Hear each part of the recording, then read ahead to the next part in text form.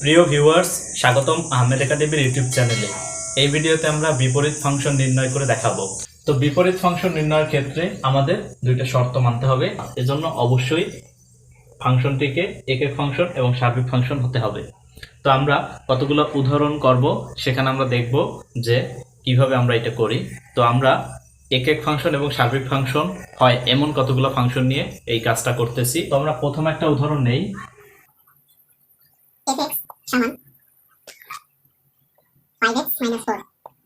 আমরা এই ফাংশনটার বিপরীত ফাংশন নির্ণয় করব। তো আমরা জানি যে fx, এই fx এই ফাংশনটাকে এভাবে লেখা যায় y সমান fx এবং fx তো দেওয়া আছে 5x - 4।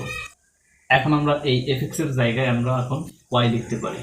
তো আমরা লিখতে পারি y সমান 5x - 4। এটা আমরা লিখলাম। এখন আমাদের কাজ হলো এখান থেকে x এর মান বের করা। তো আমরা x এর মান যদি আমরা বের করতে চাই, তাহলে আমরা কি করব? আমরা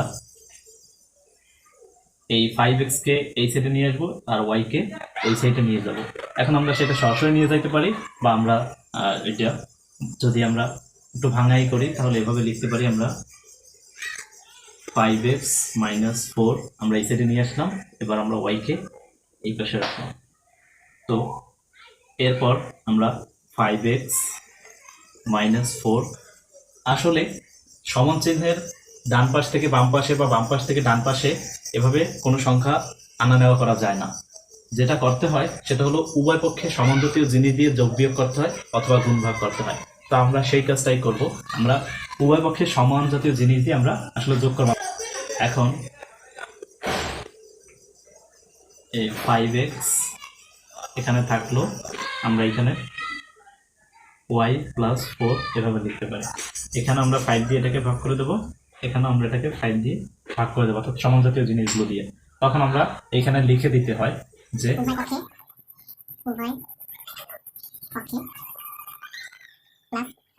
আমরা লিখতে পারি x সমান y + 4/5। এটা আমরা লিখতে পারি। অতএব x সমান y + 4/5 আমরা পেলাম। এখন আমরা x এর মানটা আমরা এখানে বের করে নেব। তারপর আমরা পরবর্তী কাজ এখানে করি।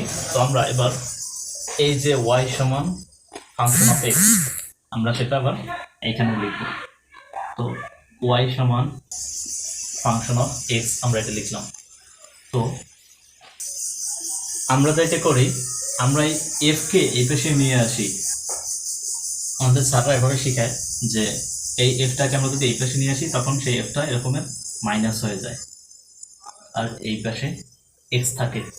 তো আমাদের এফ ইনভার্স ওয়াই আমরা লিখলাম। এখানে এক্স, এই এক্স আমরা এখানে এক্স কত পেয়েছিলাম সেই মানটা আমরা এখানে বসিয়ে দেবো। তো এখানে পেয়েছিলাম এখন আমাদের কাজ হলো চলক পরিবর্তন করা। এফ ইনভার্স, এবার আমরা চলক পরিবর্তন করব, যে এখানে আমাদের ওয়াই আছে, আমরা সেখানে আবার এক্স বসাবো। তো এক্স বসাইলে x + 4/5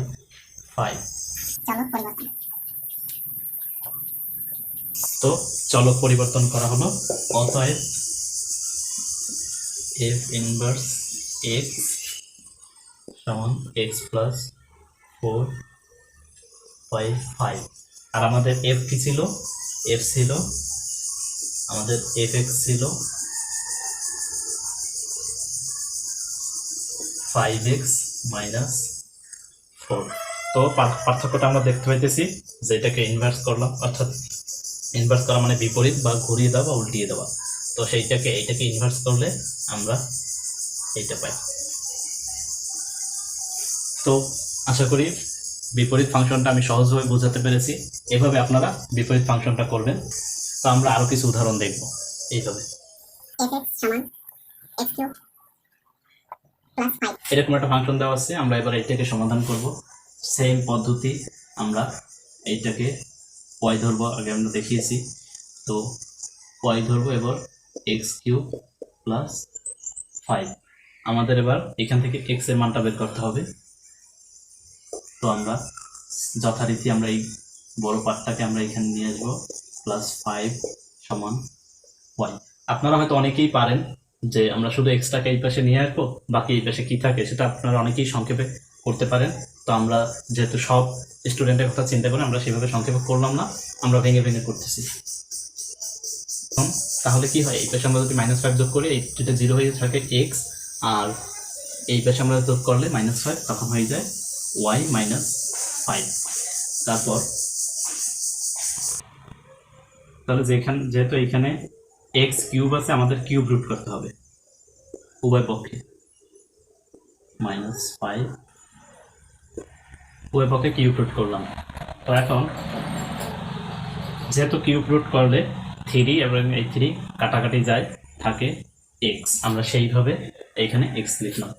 আর এইটা কিছু করা যায় না, এটা আমরা এভাবেও রাখতে পারি, চাইলে আমরা ওয়াই -5 এরকম ব্র্যাকেট দিয়ে আমরা যেহেতু এটা 1/3, আমরা সেটা 1/3 আকারে এখানে রাখতে পারি। তো অতএব আমরা লিখতে পারি এক্স সমান ওয়াই -5, অর্থাৎ আমাদের প্রথমে এক্স এর মানটা বের করে নিতে হবে। এক্স এর মানটা আমরা বের করে নিলাম। এখন আমাদের বাকি কাজ ওয়াই সমান এফ এক্স। তো আমরা ওয়াই সমান এফ এক্স লিখলাম, আমরা এখন এভাবে লিখতে পারি ইনভার্স ওয়াই, আর আমরা এখানে শুধু এক্স রাখতে পারি। এখন আমরা এক্স এর মান তো আমরা এখানে পেয়েছি, আমরা এক্স এর মানটা এখন এখানে বসাই।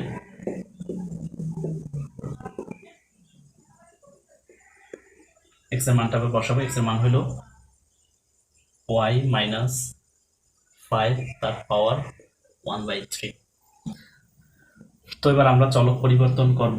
চলক পরিবর্তন যদি করি, আমরা এখানে এবার লিখলাম এক্স, এখানে এবার লিখব এক্স -5 তার পাওয়ার 1/3। অতএব ইনভার্স বা বিপরীত ফাংশনটি হলো এফ এক্স সমান এক্স -5 1/3। তো এখন দেখি আমরা, এই ছিল মূল function F x, x cube plus 5, আর বিপরীত করার জন্য হয়ে গেল এক্স -5 তার উপর পাওয়ার 1/3। এখন 1/3 আমরা চাইলে এভাবেও লিখতে পারি কিউব রুট এক্স -5। তো এবার আমরা আশা করি কিভাবে ফাংশনটা বের করতে হয় সেটা আপনারা শিখলেন, এবং এই পুরো ফাংশনটা কিভাবে কাজ করে, কিভাবে 1 2 বা এক এক ফাংশন, বা তো আমরা এর পরবর্তী ভিডিওতে আমরা বিস্তারিত দেখাবো কিভাবে ফাংশনটা কাজ করে এবং কিভাবে এক এক ফাংশন, সার্বিক ফাংশন এগুলো নির্ণয় করে। তো ভিডিওটা যদি ভালো লাগে, ভিডিওতে অবশ্যই একটি লাইক দিবেন এবং আপনার বন্ধু বান্ধব, আত্মীয় স্বজন এবং ছোট ভাইদের কাছে ভিডিওটি অবশ্যই শেয়ার করবেন। তো এতক্ষণ ধৈর্য ধরে ভিডিওটি দেখার জন্য ধন্যবাদ।